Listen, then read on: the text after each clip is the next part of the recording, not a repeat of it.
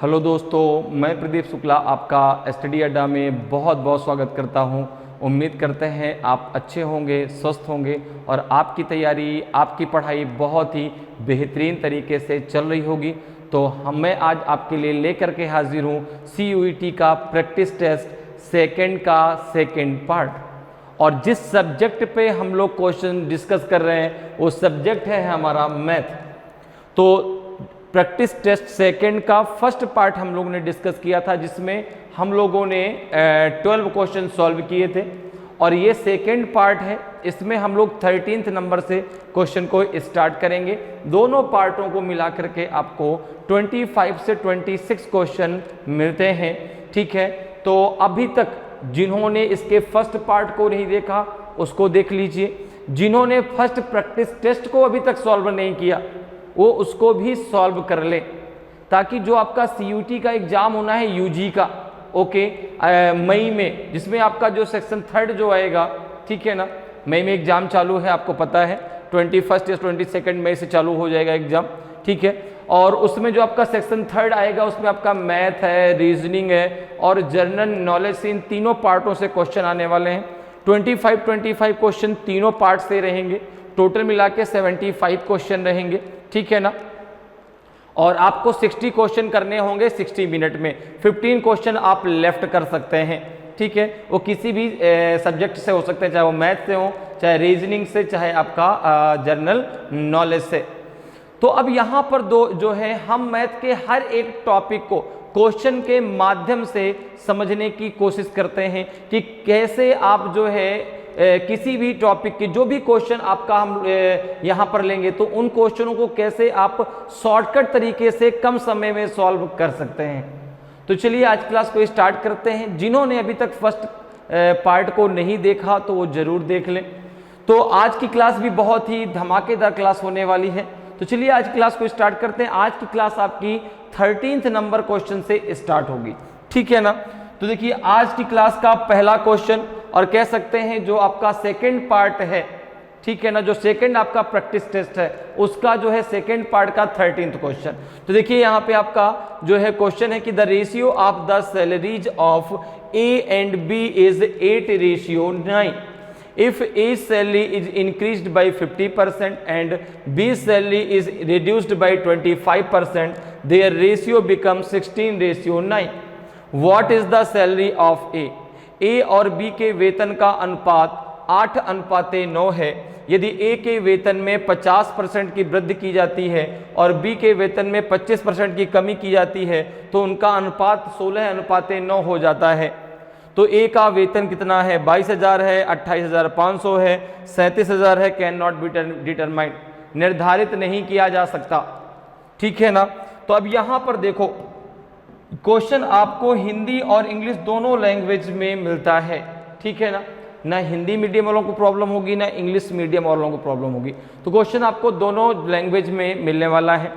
अब ये क्वेश्चन देखिए कह रहा है कि भाई ये जो है ए की सैलरी आपको बताना है। अब यहाँ पर देखो कि रेशियो दिया गया है ए और बी के बीच का, ए और बी के बीच का एक रेशियो दिया गया है। ये रेशियो है आपका 8:9। ये रेशियो कितना है आपका? 8:9 है। अब कह रहा है कि यदि ए की सैलरी में हम 50% क्या कर दें, इंक्रीज कर दें, और बी की सैलरी को आप जो है 25% रिड्यूस कर दें, तो परसेंटेज की जब बात आती है तो उसमें बेस होता है आपका 100। प्रॉफिट है या इंक्रीज है तो उसमें चीज़ों को क्या कर देंगे, हम प्लस कर देंगे। अगर रिड्यूस करने की बात आएगी, कमी करने की बात आएगी, तो क्या कर लेंगे, 100 में माइनस कर देंगे। तो जैसे यहाँ पर देखो, अगर मैं बात करूँ तो ए की सैलरी में कितने परसेंट का इंक्रीज करना है, 50%। तो आपने कहा कि अगर मैं यहाँ पर ए और बी की जो है रेशियो की बात करूँ तो यहाँ पे देखो 8 में को है आप 50% इंक्रीज कर दीजिए तो 150 हो जाएगा, ठीक है ना। कितना हो जाएगा, 150। परसेंटेज है तो अपॉन में 100 होगा, अपॉन 100। और बी का कितना है, बी का है आपका जो है 9 में 70, 9 में 25% क्या करना है, रिड्यूस करना है, तो ये हो जाएगा आपका 75%। परसेंट है तो अपॉन में 100 हो जाएगा। अब देखो 100 से ये 100 क्या हो जाएगा, कैंसिल हो जाएगा। ये कितना बचेगा, ये बचेगा आपका 15 × 120, ये हो जाएगा 8 इंटू 150 अपॉन हो जाएगा आपका 9 इंटू 75। इसको जरा सॉल्व कर लो तो ये कितना हो जाएगा आपका 15 5 जा 75, 15 10 जा आपका हो जाएगा कितना 150, 5 2 जा 10, तो ये कितना हो जाएगा आपका, ये हो जाएगा आपका 16 अपॉन 9। तो यहाँ पर देखो आपका यही तो दिया गया है कि अब जो उनका रेशियो है वो 16:9 हो जाता है।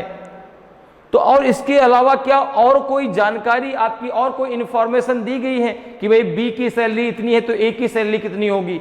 और कोई भी डाटा इसमें नहीं दिया गया, कोई भी डाटा नहीं दिया गया, इसलिए जो है इस क्वेश्चन को आप सॉल्व नहीं कर पाएंगे क्योंकि और कोई जो है इंफॉर्मेशन नहीं दी गई। बी की अगर सैलरी दी जाती है, इनके बीच का डिफरेंस दिया जाता तो भी बात बन सकती थी, ठीक है ना। तो यहां पर जो है और कोई इंफॉर्मेशन नहीं दी गई, इसलिए इस क्वेश्चन को आप सॉल्व नहीं कर सकते। तो आंसर हो जाएगा आपका जो है कैन नॉट बी डिटरमाइंड, निर्धारित नहीं किया जा सकता। ए की सैलरी निकलेगी नहीं, ना बी की निकलेगी ना ए की निकलेगी, ठीक है ना। अगले क्वेश्चन पर आते हैं। अगला क्वेश्चन जरा डिस्कस करते हैं। हर क्वेश्चन का आंसर निकले जरूरी नहीं है, इसलिए क्वेश्चन को बहुत ध्यान से पढ़कर करना है, ठीक है ना। जबरदस्ती आंसर नहीं निकालना, ठीक है। देखिए क्वेश्चन को जरा रीड करते हैं। क्वेश्चन कह रहा है कि Vinita bought a watch with 24% discount on the selling price. Okay, if the watch cost her 779 rupees, then what is the original selling price of the watch. Vinita ने विक्रय मूल्य पर 24% छूट के साथ एक घड़ी खरीदी। यदि उसके लिए घड़ी की कीमत 779 रुपीज है तो घड़ी का वास्तविक विक्रय मूल्य क्या है? ओरिजिनल सेलिंग प्राइस क्या है ये आपको निकालना है। 1000 रुपीज है कि 950 रुपीज है कि 1025 रुपीज है कि कैन नॉट बी डिटरमाइंड, निर्धारित नहीं किया जा सकता। तो देखो हम मान के चलते हैं कि let the original selling price is the original selling price is A rupees, ठीक है ना। कितना? A रुपीज मान लिया हमने, कितना मान लिया? A rupees. अब जो उसको जो है डिस्काउंट मिला उसी A रुपीज पे मिला, उसको जो डिस्काउंट मिला वो कितना मिला आपको? A रुपीज पर ही तो मिला जो उसका ओरिजिनल सेलिंग प्राइस था। अच्छा, उसने खरीदी कितने पे? 779 रुपीज पर। तो ये उसके लिए क्या हो गया? उसके लिए उसका क्रय मूल्य हो गया। भाई जितने रुपए पे उसने खरीदा है कोई चीज तो वो तो उसके लिए क्या है? क्रय मूल्य है, उसका जो है कॉस्ट प्राइस है। भाई आपने अगर कोई चीज 10 रुपए में खरीदी तो आपके लिए तो वो कॉस्ट प्राइस ही होगा ना, ठीक है ना, कि जो आपने 10 रुपए उसको दिया है, ठीक है ना। हाँ, अगर अब अगले को आप बेचना चाहते हैं और उसका सेलिंग प्राइस आप उसका 12 रुपीज रखते तो वो सेलिंग प्राइस आपने बढ़ा के रखा है। लेकिन जो पैसा आप किसी को दे रहे हैं किसी चीज को खरीदने के लिए, तो जो आप दे रहे हैं वो आपके लिए, जितना पैसा आपने दिया वो आपके लिए क्या हो गया? आपका कॉस्ट प्राइस हो गया कि मैंने तो 100 रुपए में चीज खरीदी। तो यहां पर देखो अगर मैं बात करूं तो ये हो जाएगा, अब डिस्काउंट किस पर मिल रहा है उसको? सेलिंग प्राइस पर। किस पर? जो उसका ओरिजिनल सेलिंग प्राइस था उस पर उसको डिस्काउंट मिल गया। कितने का? 24% का डिस्काउंट मिल गया और तब उसको चीज कितने पर मिली? 779 रुपीज पर। तो यहां पर देखो हो जाएगा, हमने मान लिया कि ओरिजिनल सेलिंग प्राइस ए था तो ए में उसको 25% का डिस्काउंट 24% का डिस्काउंट मिला। डिस्काउंट मतलब कम कर दिया गया। तो अब जब कम कर दिया गया तो 100 - 24 हो जाएगा। तो यहां पर हो जाएगा आपका जो है A × 76 अपॉन 100 और जो उसका जो है उसने जो उसके लिए पैसा भुगतान किया वो था 779। क्लियर है भाई? जो आपका उसमें 24% का जो डिस्काउंट हुआ वह उसके A रुपीज पर ही तो हुआ। A आपका ओरिजिनल सेलिंग प्राइस आपने माना है और ओरिजिनल सेलिंग प्राइस ही तो आपको निकालना है। तो आपने कहा 24% का डिस्काउंट दिया गया है तो 24 आपने 100 से माइनस कर दिया, कितना बचेगा आपका? 76। तो A × 76% है तो अपॉन 100 इक्वल्स टू इसके बराबर 779। तो A इक्वल्स टू हो जाएगा आपका 779 अपॉन 76 × 100। इसको जरा सॉल्व कर लीजिए, कितना आ जाएगा। तो ये हो जाएगा आपका 19 4 जा 76, 19 4 जा 76, 19 1 जा 19, 25 4 जा 100, तो ये हो जाएगा आपका 41 इंटू 25। 25 का जरा मल्टीप्लाई कर दो, कितना आ जाएगा। 25 1 जा 25, 2 आपका होल्ड हुआ, 25 4 जा 100 और 2 हो जाएगा 102, तो ये हो जाएगा आपका 1025 रुपये। तो ओरिजिनल सेलिंग प्राइस क्या था उसका, ओरिजिनल सेलिंग प्राइस था 1025 rupees, 1025 rupees original selling price था। 24% का डिस्काउंट देने के बाद उस पर उसने कितने पे इसको खरीदा, 779 रुपीज़ में। तो यहाँ पे ऑप्शन सी आपका सही आंसर हो जाएगा, ऑप्शन सी आपका सही आंसर हो जाएगा। क्लियर है। उसका जो ओरिजिनल सेलिंग प्राइस था वो था 1025 रुपीज़। नेक्स्ट क्वेश्चन पे आते हैं। देखिए नेक्स्ट क्वेश्चन आपका 15th नंबर का क्वेश्चन है। क्वेश्चन को पहले रीड कर लेते हैं। क्वेश्चन है आपका जो है, क्वेश्चन देखिए कह रहा है आपसे कि what will be the difference between the simple interest incurred on a sum of 44,500 rupees at 12% per annum for 2 years and that on sum of 5,600 rupees at 9% per annum of 2 years। 4500 रुपये की राशि पर 12% प्रतिवर्ष की दर से 2 वर्ष के साधारण ब्याज और 5600 रुपये की राशि पर 9% प्रतिवर्ष की दर से 2 वर्ष के साधारण ब्याज के बीच का अंतर कितना होगा। 75 रुपीज़ है, 72 रुपीज़ है, 69 है कि 76 है। तो देखो बहुत सिंपल सा क्वेश्चन है। सिंपल इंटरेस्ट का फॉर्मूला क्या होता है, तो आपने कहा PRT अपॉन 100। P क्या है, प्रिंसिपल, R क्या है, रेट ऑफ इंटरेस्ट, T क्या है आपका टाइम। तो यहां पर देखो अगर हम बात करें तो सिंपल इंटरेस्ट हम निकाल लेते हैं दोनों की अलग अलग। सिंपल इंटरेस्ट का फॉर्मूला क्या होता है, तो ये होता है आपका P into R into T upon 100। P क्या है बच्चा, P है आपका प्रिंसिपल, R है रेट और T है आपका टाइम, अपॉन हो जाएगा 100। ठीक है। अब यहां पर देखो प्रिंसिपल कितना दिया गया है, तो आपने कहा प्रिंसिपल दिया गया सबसे पहले आपका 4,500, ठीक है ना, और आपका रेट ऑफ इंटरेस्ट कितना दिया गया है, तो 12% दिया गया है। टाइम कितना दिया गया है, टाइम दिया गया है 2 ईयर। तो इसका सिंपल इंटरेस्ट कितना निकल के आएगा, जरा देखो इसका सिंपल इंटरेस्ट निकलेगा आपका जो है कितना निकलेगा, तो 4,500 इंटू 12 इंटू 2 अपॉन हो जाएगा 100, अपॉन हो जाएगा 100। तो 0 से 0 कैंसिल हो जाएगा, 45 दूना 90 और 12 नहीं है 108, तो 1080 आपका आ जाएगा। क्लियर है भाई। 45 टू जा 90 हो जाएगा और 12 9 जा 108 होता है, तो वो 0 बढ़ जाएगा तो 1080 आ जाएगा। ये आ गया आपका जो है 4,500 रुपीज पर 12% की दर से 2 वर्ष का आपका सिंपल इंटरेस्ट। इसी प्रकार से आप निकाल लीजिए, दूसरा दिया गया है आपका, अब जो प्रिंसिपल दिया गया है इसको आप S1 मान लीजिए, इसको आप SI1 मान लीजिए। अब जरा SI2 निकालिए, सिंपल इंटरेस्ट जरा सेकेंड निकालते हैं। तो यहाँ पर जो है आपका प्रिंसिपल कितना दिया गया है, प्रिंसिपल दिया गया है, प्रिंसिपल यहाँ पे आपको SI2 निकालना है। प्रिंसिपल कितना दिया गया है, प्रिंसिपल आपका दिया गया है 5,600। रेट ऑफ इंटरेस्ट कितना है 9% और टाइम कितना दिया गया है, टाइम है आपका 2 ईयर का। तो आपका जो है SI2 कितना होगा था सिंपल इंटरेस्ट, अब इसका कितना हो जाएगा, ठीक है ना, सिंपल इंटरेस्ट इसका कितना हो जाएगा, तो 5,600 इंटू 9 इंटू 2 अपॉन 100।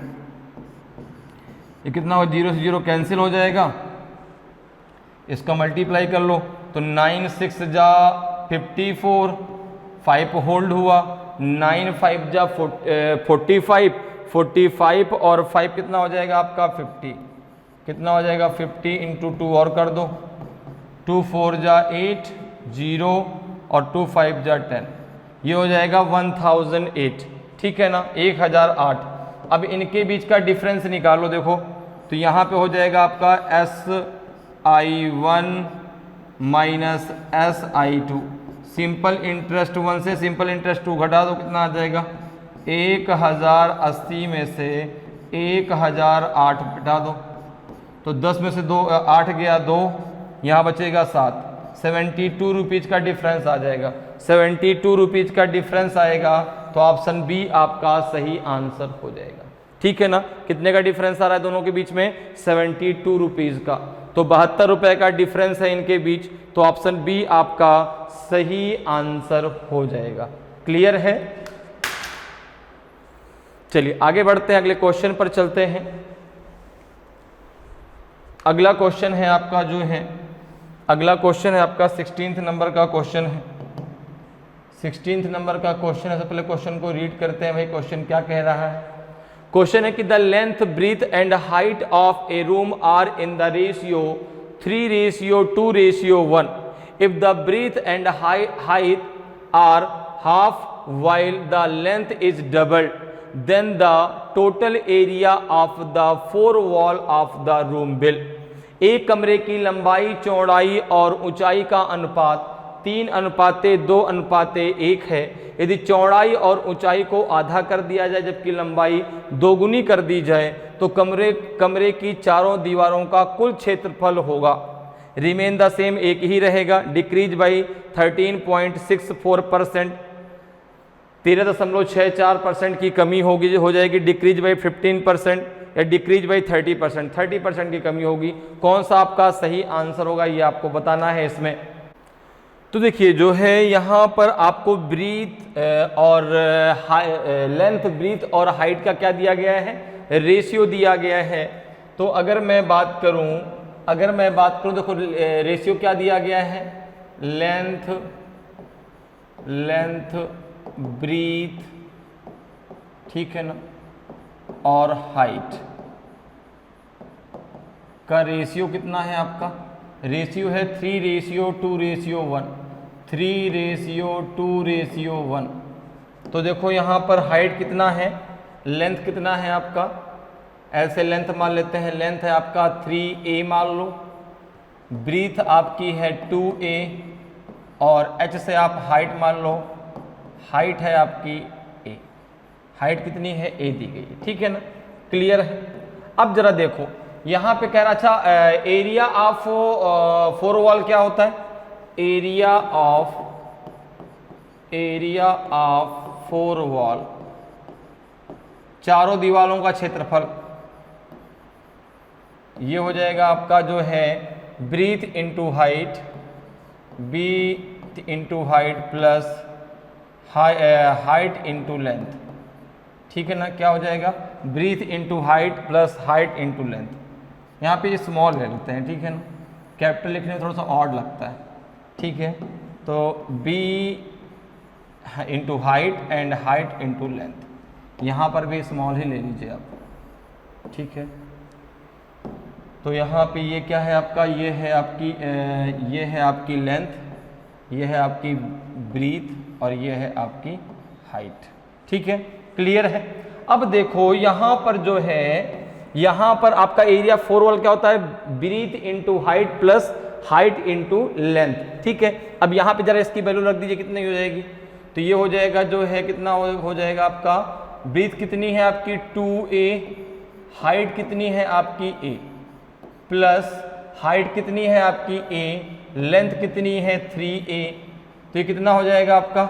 ये हो जाएगा आपका 2a square plus 3a square, और ये हो जाएगा आपका जो है 5a स्क्वायर। कितना हो जाएगा आपका? 5a स्क्वायर हो जाएगा, क्लियर है। कितना हो जाएगा? 5a स्क्वायर हो जाएगा। अब जरा देखो क्या कह रहा है आगे, एरिया ऑफ फोर वॉल।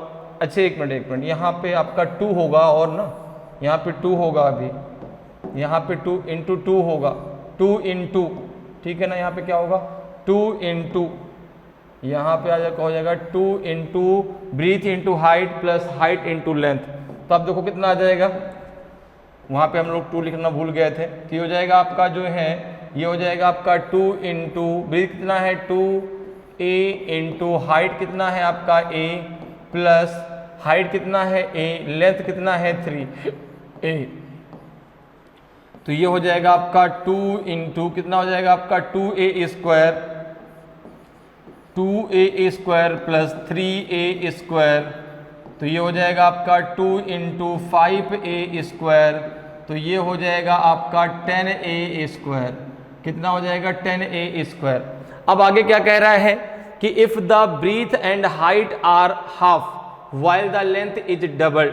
देखो अब कह रहा है कि यदि लंबाई को दुगुना कर दिया जाए, अर्थात लेंथ अभी कितनी है 3a, लेंथ अभी कितनी है 3a, अब कितनी हो जाएगी, तो आपने कहा 3a का डबल कर दो तो ये हो जाएगी 6a, ठीक है ना। ब्रीथ और हाइट जो है हाफ कर दो, तो ब्रीथ है कितनी, आपने कहा 2a, इसका हाफ कितना हो जाएगा 1/2, तो ये a हो जाएगा। और हाइट कितनी हो जाएगी, तो आपने कहा हाइट हो जाएगी आपकी a/2, हाइट हो जाएगी a/2। तो अब जो है एरिया ऑफ वॉल कितना हो जाएगा, अब अगर हम बात करें तो एरिया ऑफ वॉल कितना हो जाएगा, एरिया ऑफ 4 वॉल कितना हो जाएगा, तो आपने कहा अब हो जाएगा ये जो है, अब हो जाएगा जो है कितना हो जाएगा, तो आपने कहा ये हो जाएगा जो है कितना आपका 2 इंटू कितना होता है ब्रीथ इंटू हाइट। ब्रीथ कितनी है देखो अब a, हाइट कितनी है a/2, ठीक है ना, plus height into length, height कितनी है a/2 और लेंथ कितनी है आपकी जो है लेंथ है 3a अर्थात 6a, कितनी है 6a। तो अब ये कितना हो जाएगा देखो जरा, ये हो जाएगा आपका जो है a square plus 6a square, 2 से 2 कैंसिल हो जाएगा, तो ये हो जाएगा आपका 7a स्क्वायर। इसको जब आप सॉल्व करेंगे तो 7a स्क्वायर आएगा, देखो भाई 6a स्क्वायर, ये हो जाएगा a स्क्वायर, दोनों में 2 में 2 से 2 कैंसिल हो जाएगा, 7a स्क्वायर बच जाएगा। तो अब देखो पहले कितना था, पहले कितना था, तो आपने कहा 10a स्क्वायर। अब जो है इस कंडीशन के बाद कि आपका लेंथ जो है दुगनी हो जाए, ब्रीथ आपकी आधी हो जाए, हाइट आपकी आधी हो जाए, तो अब जो है कितना हो गया 7a स्क्वायर। तो अब तो ये कम हो गया ना, और कितना परसेंट, अभी आपको परसेंटेज में कितना परसेंट कम हुआ, तो आपने कहा कि मैं अगर इसका परसेंटेज निकालता हूं तो पहले 10a स्क्वायर था, अब ये 7a स्क्वायर हो गया, किसके सापेक्ष में 10a स्क्वायर के सापेक्ष में, तो ये हो जाएगा आपका कितना, ये हो जाएगा 3a square upon 10a square, ठीक है ना, 10a स्क्वायर, और यहाँ पे हो जाएगा आपका जो है 10a स्क्वायर, और यहाँ पे हो जाएगा आपका 10a स्क्वायर, और यहाँ पे हो जाएगा इंटू 100 हो जाएगा। अब देखो जरा इसको सॉल्व कर लो, ये आपका a स्क्वायर से a स्क्वायर कैंसिल हो जाएगा, 0 से 0 कैंसिल हो जाएगा, तो 30% रेड्यूस हो जाएगा, 30% क्या हो जाएगा रेड्यूस अर्थात डिक्रीज हो जाएगा। तो यहाँ पे ऑप्शन डी आपका सही आंसर हो जाएगा, 30% की कमी हो जाएगी। समझ में आया कैसे भाई, पहले कितना था आपका area of 4 wall 10a square, अब कितना हो गया 7a स्क्वायर, तो कितनी कमी हो गई 3a स्क्वायर की कमी हो गई, कितने में 10a स्क्वायर में, तो a स्क्वायर से a स्क्वायर कट जाएगा, परसेंटेज है तो इंटू 100 करेंगे, आपका 0 से 0 कट जाएगा, 30% आपका सही आंसर आ जाएगा। तो डिक्रीज बाई 30%, 30% की कमी हो जाएगी, तो ऑप्शन डी आपका सही आंसर हो जाएगा। क्लियर है। नेक्स्ट क्वेश्चन पे आते हैं। नेक्स्ट क्वेश्चन देखिए भाई, क्वेश्चन नंबर 17 है आपका, क्वेश्चन नंबर 17 है। क्वेश्चन को पहले रीड कर लेते हैं, क्वेश्चन क्या कह रहा है, फिर क्वेश्चन को सॉल्व करते हैं। क्वेश्चन कहता है speed of a boat when travelling downstream is 32 kilometre per hour, whereas when travelling upstream it is 28 kilometre per hour. What is the speed of the boat in still water. धारा के अनुकूल यात्रा करते समय एक नाव की गति 32 kilometre प्रति घंटा है, जबकि धारा के प्रतिकूल यात्रा करते समय यह 28 किलोमीटर प्रति घंटा है। तो शांत जल में नाव की गति क्या है, 27 किलोमीटर प्रति घंटे है कि 29 किलोमीटर प्रति घंटे है कि 31 किलोमीटर प्रति घंटे की नाव दीज है। तो यहाँ पर देखो भाई, एक नाव है जो एक धारा पर चल रही है, ये धारा है, ये धारा है, और ये एक बोट है जो कि इस धारा पे चलाई जा रही है। बोट की स्पीड हो जाएगी v किलोमीटर प्रति घंटे और स्ट्रीम की स्पीड है u किलोमीटर पर घंटे, इसकी स्पीड है u किलोमीटर प्रति घंटे, इसकी स्पीड है v किलोमीटर प्रति घंटे। किसकी? ये b जो है बोट की स्पीड है और u जो है स्ट्रीम की स्पीड है। अब एक चीज अगर मैं बात करूं तो देखो, धारा के अनुकूल अर्थात डाउन स्ट्रीम, ठीक है ना, तो डाउन स्ट्रीम में स्पीड क्या हो जाएगी? डाउन स्ट्रीम में स्पीड क्या हो जाएगी? तो आपने कहा कि बोट की स्पीड प्लस आपकी स्ट्रीम की स्पीड, भाई दोनों की स्पीड जुड़ जाएगी, जिधर धारा बह रही उधर ही बोट जा रही है, तो दोनों की स्पीड जुड़ जाएगी ना, ठीक है ना। और जब जो है अगर मैं बात करूं कि अप स्ट्रीम में स्पीड क्या होगी, अप स्ट्रीम में स्पीड क्या होगी, अप स्ट्रीम में, तो आपने कहा b माइनस यू। भाई जब ये बोट धारा के विरुद्ध आएगी तो जो बोट की स्पीड है वो धारा से ज्यादा होगी। भाई जो बोट की स्पीड है वो स्ट्रीम की स्पीड से ज्यादा होगी, अगर कम होगी तो वो जो स्ट्रीम है उसको बहा के ले जाएगी। इसलिए जो है जो बोट है उसकी जो स्पीड है वो स्ट्रीम की स्पीड से ज्यादा होगी, तभी तो उसके जो है अपोजिट में वो आ पाएगी। अगर उसकी स्पीड कम हो गई तो वो तो उसको बहा के लेके चली जाएगी। इसलिए जो है यहाँ पर क्या हो जाएगा, b plus you, b minus you. अब देखो यहाँ पर आपका दिया गया है जो है क्या दिया गया है कि धारा के अनुकूल अर्थात b plus U equals to दिया गया है आपको 32 और b minus U equals to दिया गया है आपका 28। यहाँ पे आप मान लीजिए a equals to b plus U और b equals to b minus U. Boat speed of the boat in still water, इसका फॉर्मूला होता है speed of the boat, speed of the boat in still water, in still water. तो इसका formula क्या होता है आपका a प्लस बी अपॉन 2, ठीक है ना, a प्लस बी अपॉन 2। अगर स्पीड ऑफ स्ट्रीम पूछा जाता, अगर स्पीड ऑफ स्ट्रीम पूछा जाता कि speed of stream in still water, तो उसका फॉर्मूला होता है a माइनस बी अपॉन 2। तो यहाँ पूछा जा रहा है कि speed of the boat in still water, तो ये हो जाएगा a plus B upon 2। Clear है? अब जरा देखिए a की वैल्यू कितनी है बच्चा, तो आपने कहा कि आपने माना a बराबर b plus you, b plus you की वैल्यू कितनी है 32, 32 प्लस 28 अपॉन हो जाएगा 2, कितना हो जाएगा आपका ये 8 प्लस 2 10 0, 2 प्लस 2 3 प्लस 2 5 और 1 6, तो ये आ जाएगा आपका 30 kilometre per our. 30 kilometre per our आपकी स्पीड आ जाएगी किसकी, बोट की शांत जल में। कितनी आ जाएगी 30 किलोमीटर पर आवर, ठीक है ना, आपकी जो है बोट की स्पीड होगी शांत जल में। अगर स्ट्रीम की स्पीड पूछता तो 32 माइनस 28 अपॉन 2 दिया जाता 2 किलोमीटर पर आवर। अगर स्ट्रीम की स्पीड पूछता कि धारा की चाल क्या है शांत जल में, तो a माइनस बी अपॉन 2, तो धारा की चाल आ जाती 2 किलोमीटर प्रति घंटे, और बोट की स्पीड पूछ रहा है तो आंसर आ जाएगा 30 किलोमीटर पर आवर। क्लियर है? नेक्स्ट क्वेश्चन पे चलते हैं। नेक्स्ट क्वेश्चन देखिए भाई क्या है, 18th नंबर क्वेश्चन है और आपसे पूछा गया है जो है what is the digit in the units place of 102 के पावर 51।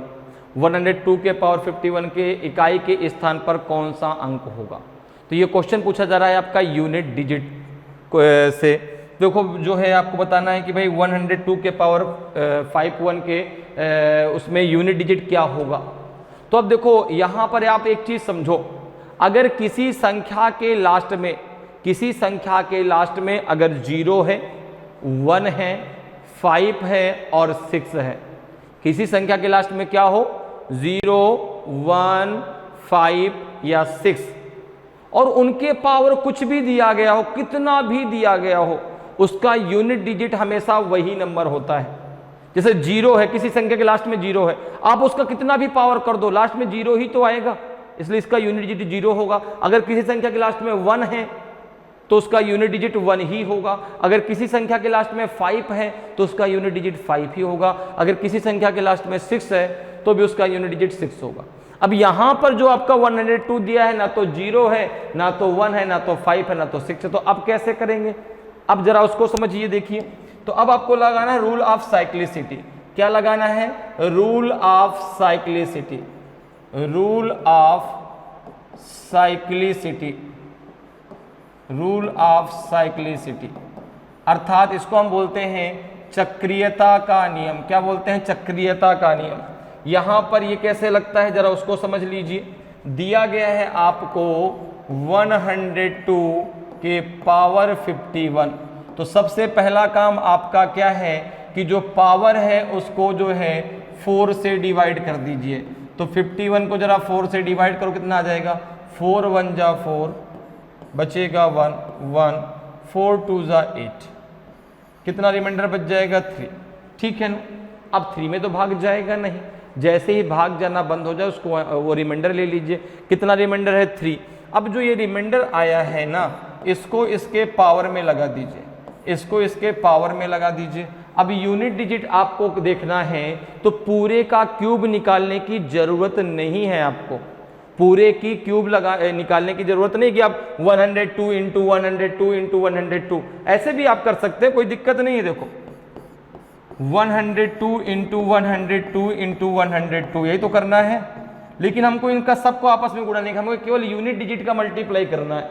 तो देखो जब यूनिट डिजिट आप ले लेंगे तो यहां से भी आपने 2 ले लिया, यहां से भी आपने 2 ले लिया, यहां से भी आपने 2 ले लिया, तो इसके यूनिट डिजिट में 8 आएगा। इसके यूनिट डिजिट में 8 आएगा तो 8 आपका सही आंसर हो जाएगा। 8 आपका सही आंसर हो जाएगा। एक दिमाग में क्वेश्चन आपके आ रहा होगा कि यदि सर रिमाइंडर 0 बच जाए, पूरा का पूरा डिवाइड हो जाए, तो फिर क्या करेंगे? तो अगर रिमाइंडर 0 बचता है तो आपको पावर में 4 लगा देना है। क्लियर है? समझ में बात आ रही है? भाई यदि किसी संख्या के लास्ट में 0 है तो उसका यूनिट डिजिट 0 होगा, 1 है तो 1 होगा, 5 है तो 5 होगा, 6 है तो 6 होगा। अगर इनके अलावा कोई संख्या है तो क्या करेंगे? तो जो पावर है उसमें पहले 4 का भाग देंगे, रूल ऑफ साइक्लिसिटी लगाएंगे, चक्रीयता का नियम लगाएंगे। तो पहले 4 का भाग देंगे, 4 से डिवाइड करने पे जो रिमाइंडर आएगा उसको उसके पावर में रख देंगे। अब पावर जो निकालेंगे वो केवल यूनिट डिजिट का निकालेंगे, पूरे का नहीं। तो 2 के पावर 3 करने पे 8 आता, डायरेक्ट आपका आंसर 8 आ जाएगा। ठीक है ना? और यहां पर अगर रिमाइंडर 0 बच जाए तो क्या करेंगे? पावर में 4 लगा देंगे, जिससे भाग दे रहा है वही पावर में आ जाएगा। क्लियर है? समझ में बात आ रही है? तो इसका आंसर क्या हो जाएगा? इसका यूनिट डिजिट कितना हो जाएगा? आपका 8 हो जाएगा। क्लियर? नेक्स्ट क्वेश्चन पे आते हैं। नेक्स्ट क्वेश्चन देखिए भाई क्या होगा आपका। तो यहां पर देखो क्या दिया गया है। In the given figure area of the circle is 616 centimetre square. Okay, what is the area of the rectangle? Dot indicate centre of the circle. दी गई आकृति में वृत्त का क्षेत्रफल 616 सेंटीमीटर स्क्वायर है, तो आयत का क्षेत्रफल क्या है? डॉट वृत्त के केंद्र को दर्शाता है।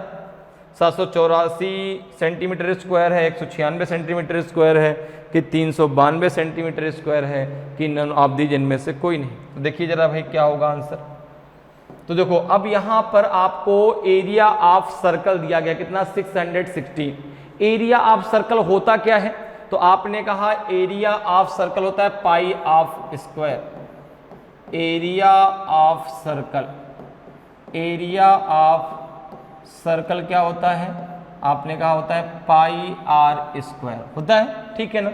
और यहां पे आपका दिया गया है कि पाई आर स्क्वायर इक्वल्स टू 616। अच्छा, पाई की वैल्यू कितनी होती है? तो पाई की वैल्यू होती है 22/7। 22/7। तो अगर मैं यहाँ पे आर स्क्वायर निकालूं तो कितना हो जाएगा आपका? 616 इंटू 7/22। यहाँ तक बात क्लियर है? यहाँ तक किसी को कोई प्रॉब्लम नहीं होनी चाहिए। भाई पाई की वैल्यू होती है 22/7, तो यहाँ पे आप रखते हैं 22/7 इंटू आर स्क्वायर। तो आर स्क्वायर यदि आपको निकालना है तो हो जाएगा 616 इंटू 7/22। ठीक है? अब जरा देखो यहाँ पे क्या है। यहाँ से जरा आप आर की वैल्यू निकालो, कितनी निकल के आती है? तो 11 2 जा 22, 11 5 जा हो जाएगा आपका 55, 11 6 जा हो जाएगा आपका जो है कितना 66। तो 22 से जब 28 2 जा हो जाएगा आपका 56, तो 28 इंटू 7 कर दो, कितना हो जाएगा आपका ये, तो 6 आ जाएगा। 56 और 7 2 जा 14, 14 और 5 कितना हो जाएगा 90, 196। तो r बराबर कितना हो जाएगा, तो r बराबर हो जाएगा रूट के अंदर 196, तो ये आ जाएगा आपका 14, कितना आ जाएगा 14। तो रेडियस कितनी आ जाएगी, अर्थात r कितना आ जाएगा आपका 14, r कितना हो जाएगा आपका 14। क्लियर है। तो यहाँ पे देखो आपका जो रेडियस है, जो ये वाली वैल्यू है, देखो रेडियस, जो रेडियस है जो यहाँ से यहाँ तक की आपकी ये लंबाई है, ये लंबाई आपको मिल गई कितनी, ये मिल गई आपको जो है रेडियस 14 सेंटीमीटर। अब कह रहा है कि एरिया ऑफ रेक्टेंगल क्या होगा, तो एरिया ऑफ रेक्टेंगल होता है लेंथ इनटू ब्रीथ, अर्थात लंबाई गुणे चौड़ाई। क्या होता है, लंबाई गुणे चौड़ाई। तो यहाँ पर देखो ये आपकी लंबाई हो जाएगी, ठीक है ना, और ये चौड़ाई हो जाएगी, ये लंबाई और ये चौड़ाई, ठीक है ना। तो यहाँ पे अगर हम देखें तो अगर मैं कहूँ कि भाई देखो area of rectangle, area of rectangle, तो आप बोलेंगे ये हो जाएगा ब्रीथ इनटू लेंथ या लेंथ इनटू ब्रीथ, अर्थात लंबाई गुणे चौड़ाई, लेंथ L इंटू बी कर लो ना सीधे सीधे, L into B, length into breadth. Length कितनी है, जरा लेंथ निकाल लो भाई। आपने कहा लेंथ हो जाएगा 2 into radius, 2 into radius, 2 into radius, radius कितनी है 14, तो हो जाएगा 14 इंटू 2, तो हो जाएगा 28। और ब्रीथ कितनी है, तो ब्रीथ बराबर हो जाएगा रेडियस, ब्रीथ बराबर हो जाएगा आपका रेडियस, तो रेडियस कितना है आपका 14, तो ब्रीथ कितना हो जाएगा आपका 14 सेंटीमीटर।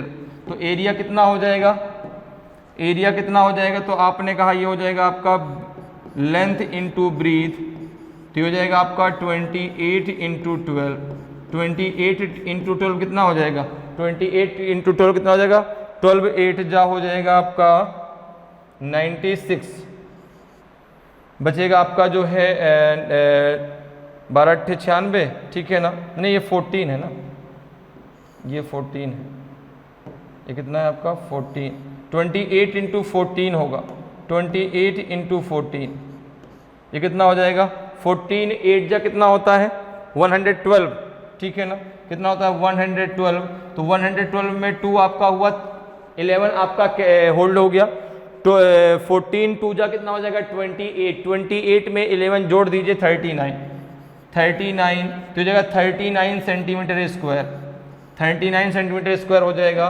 तो ऑप्शन सी आपका सही आंसर हो जाएगा, ऑप्शन सी आपका सही आंसर हो जाएगा।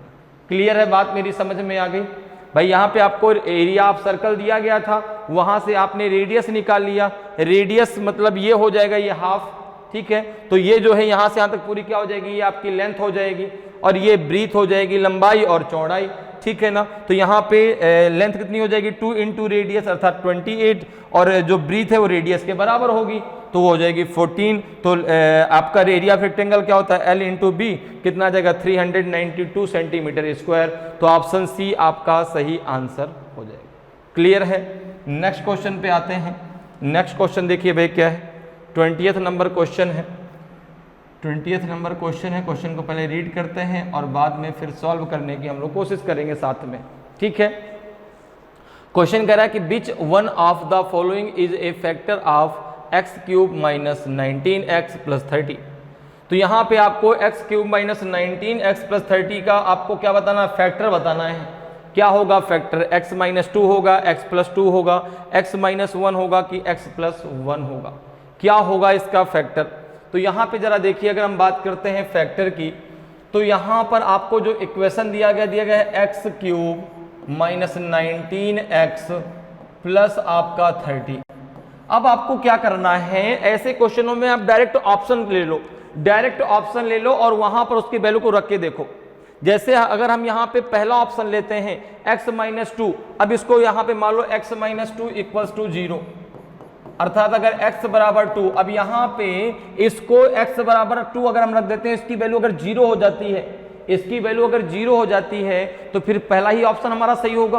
तो डायरेक्ट ऑप्शन से ही करके देख लीजिए, यहां पे वैल्यू पुट करके देख लीजिए x की, जो आपका जो है जिस वैल्यू को रखने पर x की इसकी वैल्यू 0 हो जाएगी, वो आपका जो है सही आंसर हो जाएगा। तो जरा x बराबर 2 रखिए, यहां पे देखिए कितना आता है, आपने कहा हो जाएगा 2 का क्यूब माइनस 19 इंटू 2 प्लस का 30, ये कितना हो जाएगा आपका 8 माइनस 19 टू जा कितना हो जाएगा 38, 19 टू जा 38 प्लस का आपका 30 और 38 आपस में जुड़ के कितना हो जाएगा, ये हो जाएगा 38 माइनस 38, तो ये हो जाएगा आपका 0। कितना हो जाएगा 0, पहला ही ऑप्शन सही है, पहला ही ऑप्शन सही है, तो बाकी को आपको चेक करने की जरूरत ही नहीं है, ठीक है ना। पहला ही ऑप्शन जब सही है तो बाकी दूसरे को चेक करने की हमें जरूरत ही नहीं है। क्लियर है, समझ में बात आ रही है। तो ऐसे क्वेश्चन को डायरेक्ट आपको ऑप्शन से जो है उसमें जो दिया गया वहां से उसकी वैल्यू ले लीजिए। जैसे x माइनस 2, तो यहाँ से x इक्वल टू कितना जाएगा 2। अब x इक्वल टू 2 हमने रखा है, यहाँ पे वैल्यू क्या हो गई इसकी 0, अर्थात x माइनस 2 इसका फैक्टर है, ठीक है ना। जैसे x प्लस 2 लेने पे क्या रखते हैं, x इक्वल टू माइनस का 2। अब माइनस को 2 अगर लेते तो ये माइनस का 8 होता, ये प्लस का 38 होता, ये माइनस का 8, ये प्लस का 38 और ये प्लस का 30। क्या इनकी वैल्यू 0 होती, क्या इनकी वैल्यू 0 होती है तो 60 हो जाता। क्यों, चूंकि ये माइनस का 8 है, ये प्लस का 38, तो ये 30 हो जाता। 30 प्लस 30 आपका जो है 60 हो जाता, इसलिए दूसरा तो सेटिस्फाई कर ही नहीं रहा है, ठीक है ना। इस प्रकार तीसरा चौथा भी आप चेक करके देख सकते हैं। तो यहाँ पे ऑप्शन सी आपका सही, ए आपका सही आंसर हो जाएगा। जब पहला जो है आपके क्वेश्चन को सेटिस्फाई कर रहा है तो बाकी को हमें चेक करने की जरूरत ही नहीं। क्लियर है, तो ऑप्शन ए आपका सही आंसर हो जाएगा। अगले क्वेश्चन पर आते हैं। अगला क्वेश्चन जरा देखिए भाई क्या है, 21 नंबर क्वेश्चन है आपका। क्वेश्चन को पहले रीड करते हैं और फिर क्वेश्चन को डिस्कस करते हैं। क्वेश्चन है कि आपका A and B can finish a work in 30 days, B and C in 40 days while C and A in 60 days. तो how long will they take to finish it together? A और B एक काम को 30 दिनों में, B और C 40 दिनों में, जबकि C और A 60 दिनों में पूरा कर सकते हैं। वे इसे एक साथ पूरा करने में कितना समय लेंगे? 27:2/3 डेज की आपका 13:1/3 डेज कि 26:2/3 डेज की 28:1/3 डेज। तो देखिए ये क्वेश्चन पूछा गया भाई वर्क एंड टाइम से, ठीक है ना। तो यहाँ पे दिया गया है आपका कि ए और बी कितने दिनों में कोई काम कर सकते हैं, 30 डेज में। इसी प्रकार से बी एंड सी साथ मिलके काम को 40 दिनों में, और सी एंड ए इस काम को 60 दिनों में कर सकते हैं, ठीक है। तो ये तो आपके क्या दिए गए हैं, डेज दिए गए, ये दिए गए हैं डेज। अब अगर मैं इनकी इफिशियंसी निकालूं तो भाई कोई भी काम करने में जो समय लगता है वो उनकी इफिशियंसी के अकॉर्डिंग लगता है। अब दो लोग मिलकर कर रहे हैं काम, तो कह रहा है कि यदि वे एक साथ ये पूरा काम करें तो फिर कितना समय उसको लग जाएगा। तो यहां पर अगर मैं टोटल वर्क की बात करूं तो इन तीनों का एलसीएम ले लो, 30, 40 और 60। कैल्शियम कितना हो जाएगा आपका 120, कितना हो जाएगा 120, कितना हो जाएगा 120। तो इफिशियंसी अगर मैं देखूं, अगर मैं बात करूं इफिशियंसी की, तो यहाँ पे इसकी कितनी हो जाएगी 4, इसकी कितनी हो जाएगी 3 और इसकी कितनी हो जाएगी 2। अब अगर तीनों को मैं एक साथ मिला दूं, अगर तीनों की मैं एक साथ इफिशियंसी की बात करूं तो देखो ये हो जाएगा 2 × A + B + C। क्योंकि जब सबको आपस में आप ऐड करेंगे तो 2 बार A आएगा, 2 बार B आएगा, 2 बार C आएगा, और ये जो है कितनी हो जाएगी टोटल इफिशियंसी 4 + 3 + 2। तो ये हो जाएगा आपका A + B + C = हो जाएगा आपका 9/2। कितना हो जाएगा 9/2। ये तीनों की मिलकर एक साथ इफिशियंसी आ गई। भाई जब तीनों सबको हम एक साथ मिला देंगे तो हर एक व्यक्ति 2 बार आएगा ना, 2 बार A आएगा, 2 बार B आएगा, 2 बार C आएगा, तो 2 × A + B + C हो जाएगा। तो A + B + C की मिलकर इफिशियंसी कितनी आ जाएगी 9/2 आ जाएगी। अब देखो टोटल काम है कितना जो इनको करना है, तो आपने कहा कि तीनों मिलकर के कितने दिन में यह काम खत्म कर देंगे। तो ये हो जाएगा आपका 120/9/2। तो ये हो जाएगा आपका 120 इंटू 2/9, ठीक है ना। कितना हो जाएगा आपका ये, तो 3 से कट कर दो, 3 3 जा 9, 3 4 जा 12, ये हो जाएगा 4 2 जा 80, 80/3, 3 का जरा भाग दो, कितना आ जाएगा, 3 2 जा 6, कितना बचेगा 2, 20 हो जाएगा, 3 6 जा 18, 2/3 डेज, 26 सहित 2/3 दिनों में इन तीनों को काम खत्म करने में इतने दिन लग जाएंगे, तो 26 सहित 2/3 दिनों में जो है काम को पूरा कर देंगे, ठीक है ना। 26 = 2/3 डेज, अगर तीनों मिलके काम करते हैं तो 26 सहित 2/3 दिन में यह काम पूरा फिनिश हो जाएगा। तो ऑप्शन सी आपका सही आंसर होगा। क्लियर है। नेक्स्ट क्वेश्चन पे आते हैं। नेक्स्ट क्वेश्चन जरा देखिए भाई, नेक्स्ट क्वेश्चन है आपका, ये क्वेश्चन आपका एक ग्राफ पे डिपेंड है। पहले इस ग्राफ को रीड कर लीजिए बढ़िया से, ठीक है ना, और फिर क्वेश्चन को हम लोग सॉल्व करेंगे। ग्राफ आपको दिख रहा है, ठीक है ना। अच्छा, क्वेश्चन और ग्राफ में थोड़ा सा प्रॉब्लम आ रही, कोई दिक्कत, रुकना जा रहा है 1 मिनट।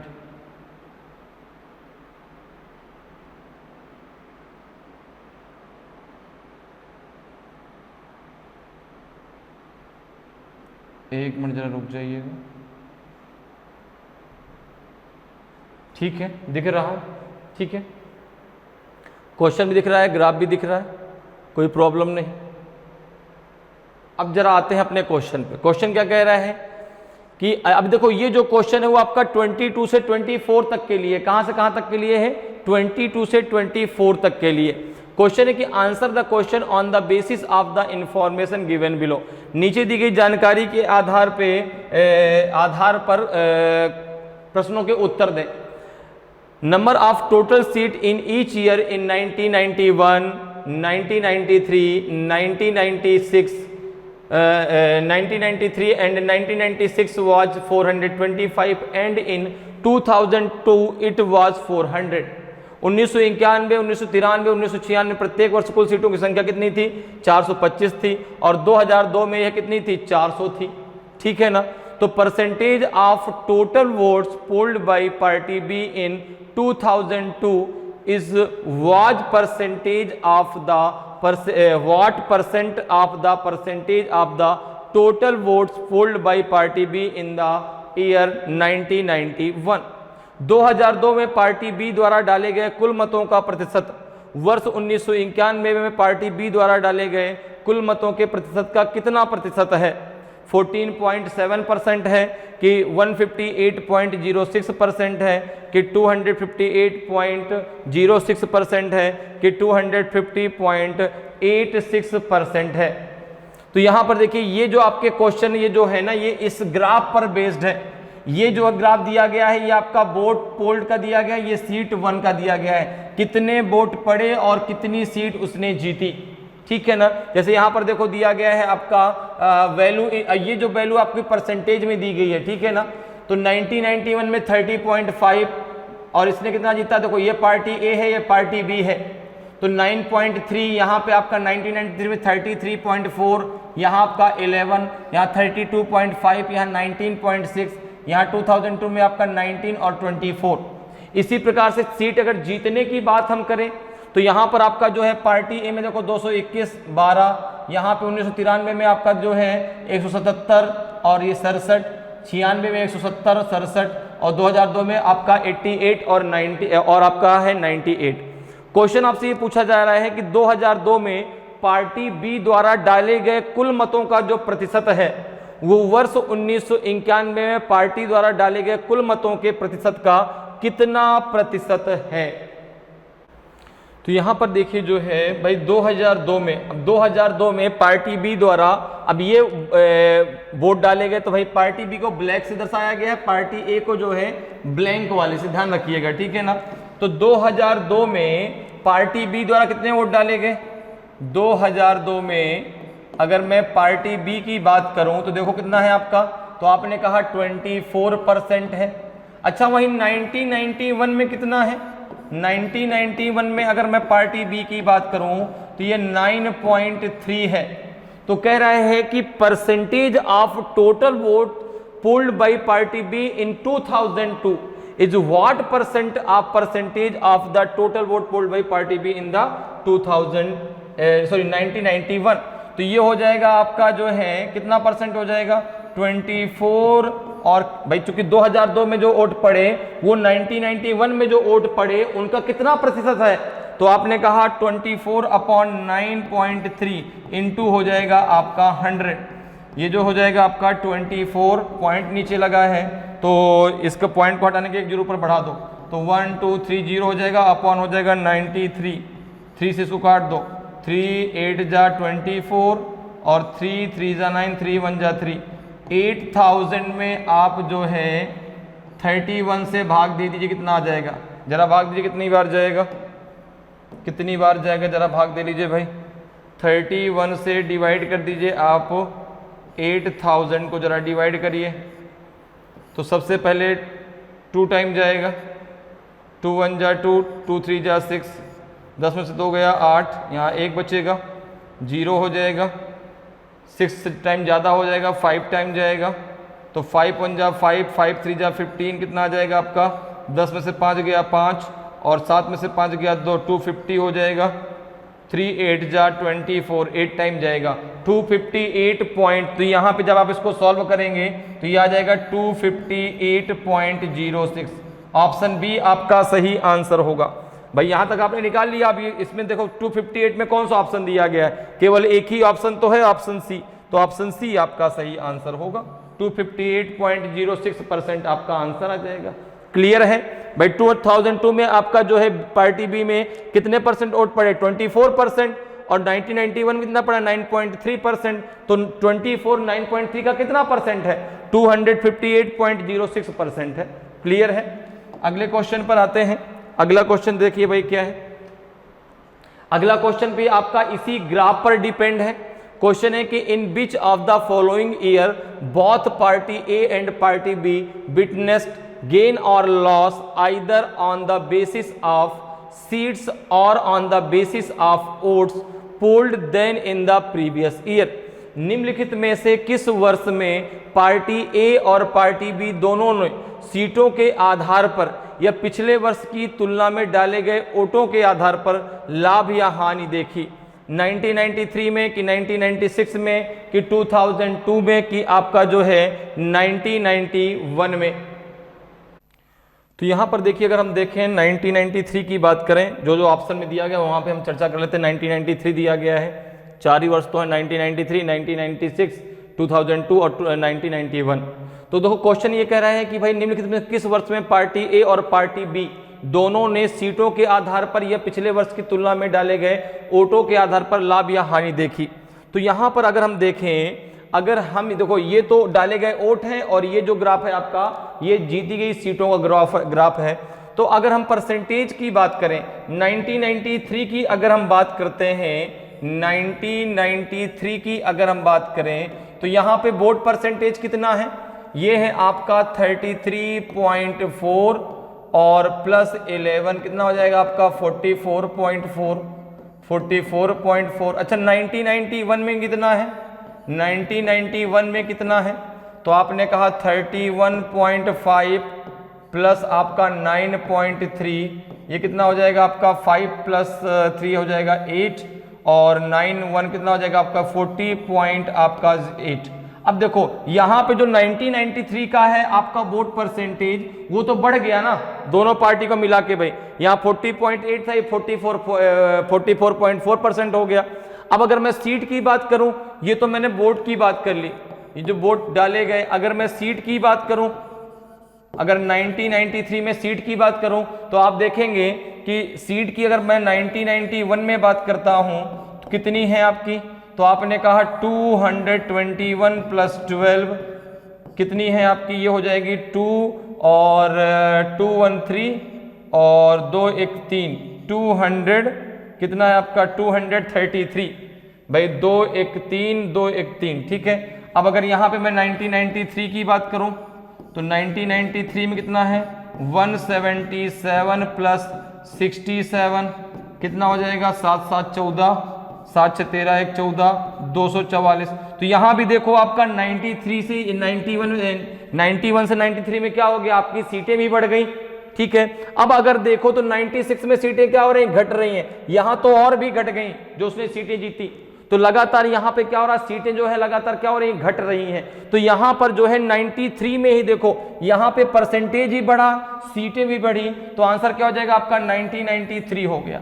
आंसर क्या हो जाएगा 1993 हो जाएगा, ठीक है ना। 1993 में आपका जो वोट डाले गए और जो उसने सीट जीती दोनों पार्टियों ने मिला के वो सबसे ज्यादा था, इसलिए जो है यहाँ पे भाई परसेंटेज तो यहाँ देखो और ज्यादा है, यहाँ पर आपका 32.5 19.6, यहाँ पे ये इससे ज्यादा है, ठीक है ना। ये इससे जो है लगभग कम हो जाएगा, कितना हो जाएगा 9 4 13 2 1 3 1 4, ठीक है ना, इससे थोड़ा सा कम होगा। लेकिन जो सीट है वो लगातार घट रही है, सीट जो जीतने की जो सीट जीती जा रही है वो लगातार घट रही है हर ईयर में, इसलिए आंसर आपका हो जाएगा 1993।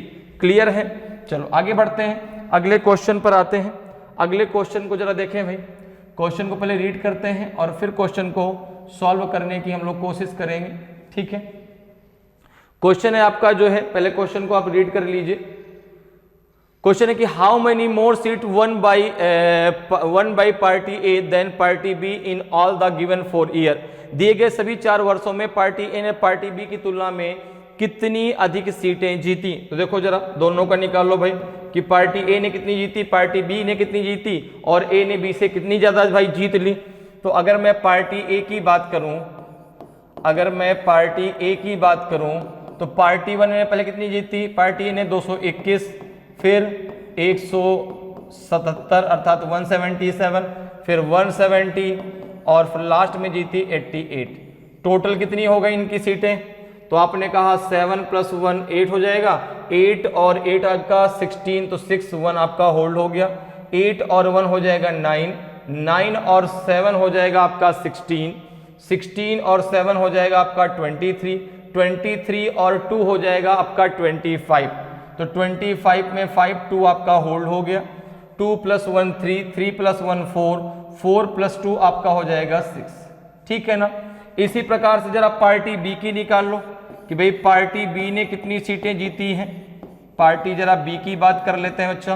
पार्टी बी ने देखो 12 जीती, फिर आपका 67, फिर आपका 67, फिर आपका जो है 98। इसका टोटल कितना हुआ था देखो जरा, तो आपने कहा 7 2 9 9 7 16 16 8 24 4 हासिल आया 2, 9 2 11 11 6 कितना हो जाएगा 17, 17 6 कितना हो जाएगा 17 और 6 23, 23 1 कितना हो जाएगा 24, 244। कितने का डिफरेंस है, कितने का डिफरेंस है 656 माइनस 244। कितना आंसर आ जाएगा आपका 6 - 4 तो 2 आएगा, ठीक है ना। और यहाँ कितना बचेगा आपका 5 - 4 तो 1 आएगा, 6 - 2 तो 4, 412 का डिफरेंस आएगा। तो ऑप्शन ए आपका सही आंसर हो जाएगा। क्लियर है। पार्टी ए ने कितनी जीती टोटल जो है 656, पार्टी बी ने कितनी जीती 244, कितने का डिफरेंस है 412 का। तो ऑप्शन ए आपका सही आंसर हो जाएगा। क्लियर है। नेक्स्ट क्वेश्चन पे आते हैं। नेक्स्ट क्वेश्चन देखिए भाई, सबसे पहले क्वेश्चन को रीड कर लेते हैं। क्वेश्चन क्या कहना चाह रहा है आपसे। क्वेश्चन कह रहा है कि the average weight of 8 person increased by 1.5 kg when a person weighing 65 kg is replaced by a new person, what could be the weight of new person. 8 व्यक्तियों का औसत वजन 1.5 किलोग्राम बढ़ जाता है जब 65 किलोग्राम वजन वाले व्यक्ति को एक नए व्यक्ति से बदल दिया जाता है। नए व्यक्ति का वजन कितना हो सकता है, 75 kg या फिर 82 kg या जो है 77 kg या आपका 70 kg। तो यहाँ पे जरा देखिए, अब एक चीज जरा सोचिए, जो नया व्यक्ति आया अगर उसका वेट आपका 65 kg ही होता तो क्या जो है एवरेज वेट बढ़ता क्या भाई। अगर उसका जो है आपका जो नया व्यक्ति आया अगर उसका वेट आपका 65 kg ही होता तो क्या एवरेज वेट बढ़ता, नहीं बढ़ता। अब जो है उसका वेट ज्यादा था इसीलिए एवरेज वेट बढ़ गया। कितना बढ़ गया 1.5। तो कितना इंक्रीज हुआ, 8 व्यक्तियों में कितना वेट इंक्रीज हुआ। अगर मैं बात करूं कि इंक्रीज वेट कितना है, इंक्रीज वेट कितना है, जो वेट बढ़ा वो है कितना, तो आपने कहा कि भाई 8 व्यक्तियों का 1.5 kg बढ़ गया, तो अर्थात ये 12 kg वेट बढ़ गया, 12 kg वेट बढ़ गया। तो अगर मैं बात करूं कि weight of the new person, weight of the new person, weight of the new person, weight of the new person, तो कितना हो जाएगा? आपने कहा कि 65 + 12, भाई जितना बढ़ गया वो उसी का तो बढ़ा, ठीक है ना? कितना हो जाएगा? 77 kg, 77 kg। बात मेरी समझ में आई? भाई अगर उसका वेट 65 kg ही होता तो उसका जो एवरेज वेट है वो नहीं बढ़ता, लेकिन उसका वेट ज्यादा था उससे, इसलिए एवरेज एज कितना बढ़ गया? तो आपने कहा एवरेज वेट 8 लोगों में 1.5 बढ़ा, अर्थात 12 kg वेट बढ़ गया। तो 65 + 12 12 kg बढ़ गया ना, तो वही 12 kg ज्यादा था, वो 77 kg का था। तो ऑप्शन सी आपका सही आंसर हो जाएगा। क्लियर है? नेक्स्ट क्वेश्चन पे आते हैं। नेक्स्ट क्वेश्चन देखिए जरा भाई क्या है। ये 26 नंबर का क्वेश्चन है, ठीक है ना? 26 नंबर का क्वेश्चन है आपका। What sum of money is to be divided among 3 person in the ratio 3:4:7 so that the second person receive 12 rupees only. कितनी धनराशि को 3 व्यक्तियों में 3:4:7 के अनुपात में बांटा जाए ताकि दूसरे व्यक्ति को केवल 12 रुपए प्राप्त हो? 21 रुपए की धनराशि है कि 32 रुपए की है कि 9 रुपए की है कि 42 रुपए की है? तो यहां पर देखो, हम मान के चलते हैं 3 व्यक्ति हैं, एक ए है, एक बी है और एक सी है। इनको किस रेशियो में बांटा गया? धनराशि 3:4:7 में। अब अगर मैं बात करूं इनके शेयर की, ए का शेयर मान लो आपका 3x, बी का शेयर 4x और सी का शेयर है आपका 7x, सी का शेयर है आपका 7x। टोटल मनी कितनी है? टोटल मनी कितनी है? टोटल मनी तो आपने कहा हो जाएगा 3x + 4x + 7x, ये हो जाएगा आपका 14x, ये हो जाएगा 14x। अब देखो कह रहा है कि जो सेकंड पर्सन है, first person A, second person B, third person C, second person को केवल 12 रुपए मिले। सेकंड पर्सन का भाग कितना है? तो आपने कहा 4x, सेकंड पर्सन का भाग कितना है? 4x = 12 हो जाएगा, ठीक है ना? तो x = कितना हो जाएगा? 12/4, तो ये हो जाएगा आपका 3। तो x = कितना हो जाएगा आपका 3। तो टोटल मनी कितनी है आपकी? 14x, तो हो जाएगा 14 × 3, तो ये हो जाएगा आपका 42 रुपीज। जो टोटल मनी थी जो उनमें बांटनी थी वो हो जाएगी आपकी 42 रुपए। तो ऑप्शन डी आपका सही आंसर हो जाएगा, जिसमें से सेकंड पर्सन को केवल कितने मिलेंगे? 12 रुपए मिलेंगे। और सेकंड पर्सन का भाग कितना था आपका? 4x, तो 4x को x = 12 के, तो x = 3 के, तो टोटल मनी हो जाएगी आपकी 42 रुपीज। तो ऑप्शन डी आपका सही आंसर हो जाएगा। तो इस प्रकार से आप बहुत आसानी से और कम समय में मैथ के क्वेश्चनों को सॉल्व कर सकते हैं। इस क्लास में हम लोगों ने टोटल 14 क्वेश्चन सॉल्व किए। फर्स्ट वाले में हम लोगों ने 12 क्वेश्चन सॉल्व किए थे, तो टोटल आपके जो है 26 क्वेश्चन हम लोगों ने सेकेंड प्रैक्टिस टेस्ट में दोनों पार्टों को मिला के सॉल्व कर लिए। तो उम्मीद करते हैं कि आज क्लास आपको बहुत अच्छे से समझ में आई होगी। अगर आज की क्लास आपको अच्छी लगी हो, आज का वीडियो आपको अच्छा लगा हो और अभी तक आपने वीडियो को लाइक नहीं किया तो वीडियो को लाइक ज़रूर करें। अगर आप नए हैं और अभी तक आपने चैनल को सब्सक्राइब नहीं किया तो चैनल को सब्सक्राइब जरूर कर लें, ताकि आपको क्लास की जानकारी समय समय पर मिलती रहे और आपकी तैयारी बेहतरीन तरीके से चलती रहे। तो आज के लिए इतना ही, फिर मिलेंगे। जय हिंद, जय भारत।